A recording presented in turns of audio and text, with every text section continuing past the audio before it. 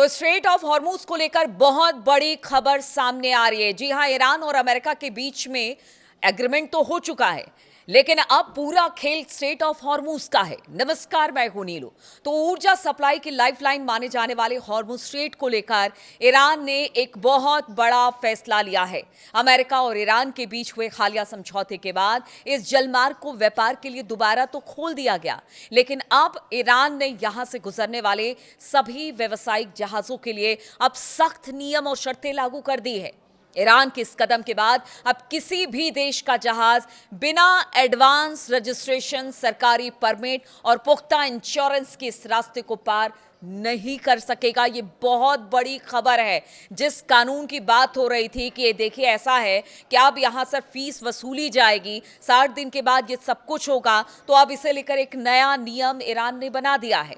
दुनिया के सबसे संवेदनशील समुद्री रास्तों में से एक स्ट्रेट ऑफ हॉर्मूज से वैश्विक तेल और लिक्विफाइड नेचुरल गैस यानी कि एलएनजी का लगभग 5वां हिस्सा यानी कि करीब करीब 20% गुजरता है।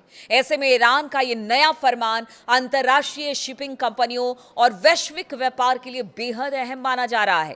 ईरान ने साफ किया है कि इन नए नियमों का मकसद 3 महीने से अधिक समय तक चले संघर्ष के बाद इस रूट पर कमर्शियल जहाजों की सुरक्षा को चाक चौबंद करना है।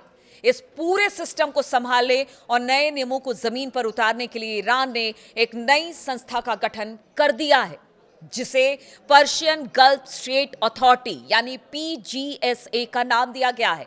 सबसे दिलचस्प बात यह है कि इस अथॉरिटी का निर्माण वॉशिंगटन और तेहरान के बीच हुई उसी समझौते के तहत किया गया है, जिसके बाद 3 महीने से बंद पड़े इस रास्ते को दोबारा शुरू करने पर सहमति बन गई है। यानी ये सब चीजों की जानकारी अमेरिका को है और अमेरिका ने इसमें हामी भरी है कि हाँ ठीक है, आप जो नियम बनाना चाहते हैं आप बनाइए, जिस तरह से चाहते हैं। स्ट्रेट ऑफ हॉर्मूज में जो शिप यहां से गुजरते हैं, जो कार्गोज यहां से गुजरते हैं, उसके हिसाब से आप नियम बनाइए। यानी ये सब कुछ वॉशिंगटन को भी पता है।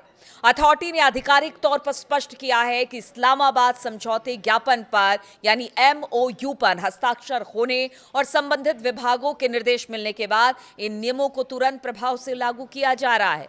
फिर आखिर कैसे ट्रंप और जेडी वेंस कह रहे थे कि देखिए ऐसा है कि मतलब स्थिति स्पष्ट नहीं की गई थी कि 60 दिन के बाद होगा क्या। अब ये पूरी तरह से साफ हो गया कि 60 दिन के बाद क्या होने वाला है।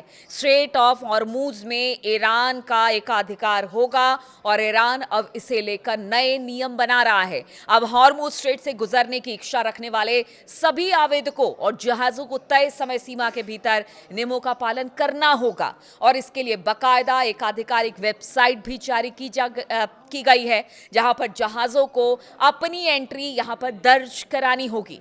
जो नियम बनाए गए हैं उसके मुताबिक अब किसी भी जहाज के मालिक या ऑपरेटर के लिए मनमर्जी से इस रास्ते में दाखिल होना अब मुमकिन नहीं रह जाएगा।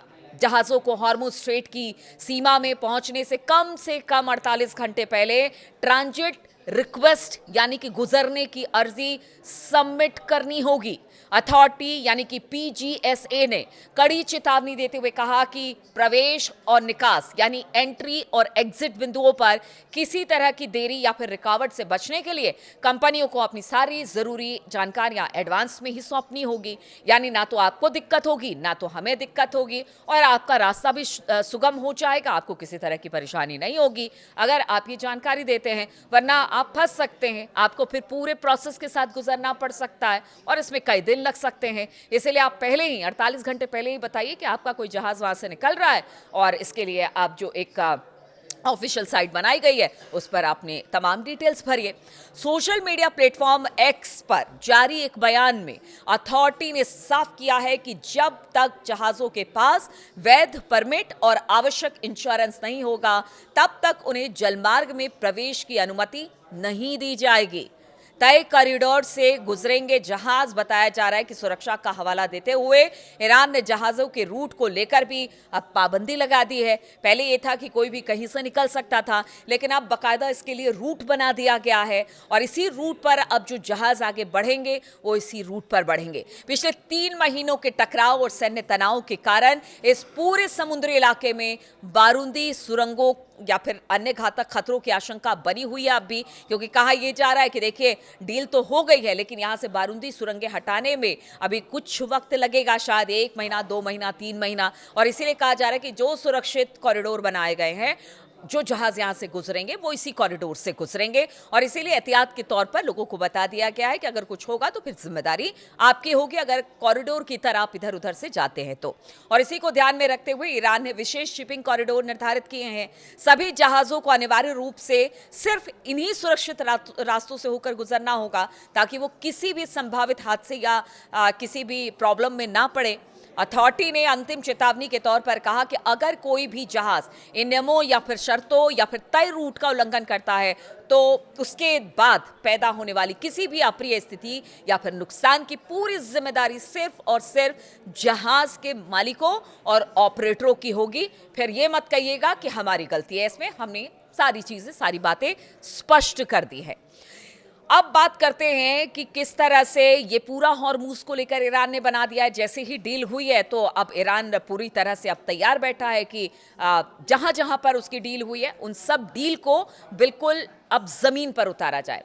लेकिन कल जो बातचीत होनी थी जिनेवा में वो टल गया और इसके बीच पीछे कहा गया कि कहीं ऐसा तो नहीं कि जो एमओयू साइन हुआ है वो खतरे में पड़ जाए।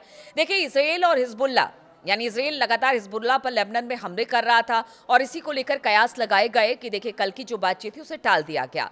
लेकिन अब बताया गया कि नहीं, ठीक है, अब युद्ध विराम हो गया है, दोनों के बीच में सहमति बन गई है और मतलब अब यहां से वो दोनों चुपचाप रहेंगे और सब कुछ वहां पर शांत हो गया है। ये कई बार हो चुका है और एक बार फिर से ऐसा हुआ है, क्योंकि अमेरिका को भी लगता है कि अगर इजराइल नहीं माना, लेबनान पर हमले करता रहा, तो शायद जो एमओयू साइन हुआ है वो खटाई में पड़ जाएगा, स्थिति खराब हो सकती है। तो ये बड़ी खबर है। और स्विट्जरलैंड में ईरान और अमेरिका के बीच होने वाली बातचीत की लड़ाई के कारण टल जाने के बाद दोनों पक्षों के बीच सहमति हुई। और इस सहमति में कौन कौन शामिल हुआ? तो कतर, अमेरिका और ईरान ने भी इसमें मध्यस्थता की कि ईरान ने हिजबुल्ला को समझाया, कतर बीच में था, अमेरिका ने इधर इजराइल को समझाया कि देखिए ये सही नहीं है, आप दोनों अपने अपने हथियार छोड़िए। लेकिन इजराइल और हिजबुल्ला की तरफ से अभी तक किसी तरह का कोई बयान सामने नहीं आया है। हालांकि जो आईडीएफ है उसका कहना है कि अभी हमें हिजबुल्ला और इजरायली नागरिकों के बीच में खड़ा होना है, हम अपने घरों तक अगले हमले का इंतजार नहीं करेंगे, हम तत्काल खतरों को दूर करना जारी रखेंगे, ऐसा आईडीएफ का कहना है। और इसी वजह से जहां आईडीएफ है, यानी जहां तक लेबनान में कब्जा कर चुकी है आईडीएफ, अभी भी वहीं पर है। और उनका कहना है कि ठीक है, हमने अपने हथियार फिलहाल तो अभी छोड़ दिए हैं और हिजबुल्ला को भी कहिए कि आपने हथियार छोड़े, यानी कि संघर्ष विराम, अभी युद्ध विराम थोड़े दिनों के लिए हुआ है, लेकिन ये कब तक होगा कुछ कहा नहीं जा सकता। उल्लंघन हुआ है और यहाँ पर उन्होंने कहा है कि लगातार हिजबुल्ला के हमले में हमारे लोग भी मारे जा रहे हैं और अपनी नागरिकों की रक्षा के लिए आवश्यक है कि इजराइल हिजबुल्ला से लड़ता रहेगा। तो ये शांति कब तक की है नहीं पता, लेकिन हम ये कह रहे हैं कि जो फिलहाल स्थिति है अभी तो एमओयू के हिसाब से ही आगे बढ़ी है। लेकिन हॉर्मूज को लेकर जो बड़ी खबर आ रही है वो ईरान के लिए बेहद कह सकते हैं अच्छी खबर है, ईरान के हिसाब से, क्योंकि देखिए ईरान ने सही में बहुत ज़बरदस्त तरीके से निगोशिएट किया अमेरिका से और यहाँ तक कि अब हॉर्मूज को लेकर नियम बनाने की बात भी कर दी गई है और उसे लागू करने की तरफ अब वो आगे भी बढ़ रहा है। तो ये 2-3 खबरें हैं जो कि ईरान के लिहाज से बेहद अच्छी खबर मानी जा रही है। ईरान ने जो कहा वो करके दिखाया, लेकिन दूसरी तरफ लेबनान पर अभी भी टेंशन बरकरार है। कल तक हमने देखा कि किस तरह से इजराइल ने हमला किया लेबनान पर, कई लोग मारे गए हैं। इधर आईडीएफ का दावा है कि उसके भी कई सैनिक मारे गए हैं। लेकिन अभी शांति है, लेकिन कब तक ये शांति होगी कुछ नहीं कहा जा सकता। 60 दिन बातचीत के बाद क्या, ये सबके मन में यही सवाल उठ रहा है। लेकिन हॉर्मूज को लेकर तो अब जो नियम बना दिए गए हैं उसको तमाम मुल्कों को मानना पड़ेगा और कह लीजिए कि अब तक जो एकदम फ्री होकर हॉर्मूज से निकलते थे, अब वैसा कुछ हॉर्मूज स्ट्रेट में देखने को नहीं मिलेगा। हालांकि सुखद खबर यह है कि यहाँ से अब जहाज निकल रहे हैं और तेल गैस की आवाजाही हो रही है, जो कि पूरी दुनिया के लिए एक अच्छी खबर मानी जा सकती है। बहुत बहुत शुक्रिया मेरे साथ इस बातचीत में जुड़ने के लिए। और हॉर्मूज स्ट्रेट जिस तरह से खुल गया है, अब नियम बनाने की ईरान बात कर रहा है, उसको लेकर क्या सोचते हैं ज़रूर कमेंट करिएगा, आपके कमेंट का इंतजार रहता है।